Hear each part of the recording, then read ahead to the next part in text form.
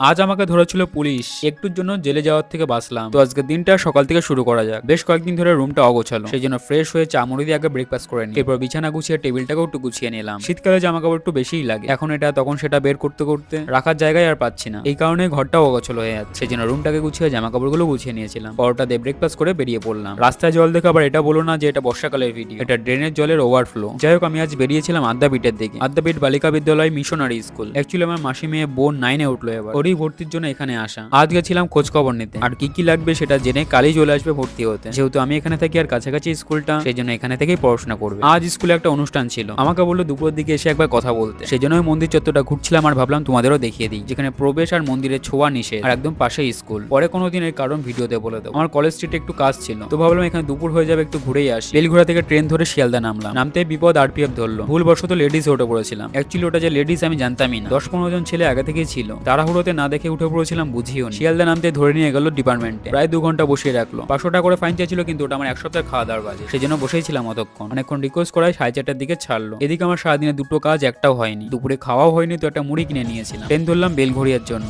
একটা light order করেছিলাম, ভুলবশত বাড়ি চলে গেছিল, সেটা আজকে আমার বন্ধু নিয়ে এসেছিল। সেটা ওর থেকে রিসিভ করে চা খেলাম দুজনে। ওর ট্রেন এখনো 1 ঘন্টা পরে ছিল। এদিকে বেলঘড়িয়া পুষ্প প্রদর্শনী মেলা চলছে, তো ওকে বললাম চল ঘুরিয়ে নিয়ে আসি। ওখানে পৌঁছাতে দেখি আমাদের জননেতা আগে থেকে উপস্থিত। এই কটা দিন বোনে ভর্তি নিয়ে ব্যস্ত ছিলাম, সেই জন্য ভিডিও মাঝে 2 দিন দিতে পারি, আর আজকের দিনটা তো পুরোটাই বেকার গেল। জয় হিন্দ বন্ধুরা, আজকের লাভলি ব্লগ এই পর্যন্ত ছিল।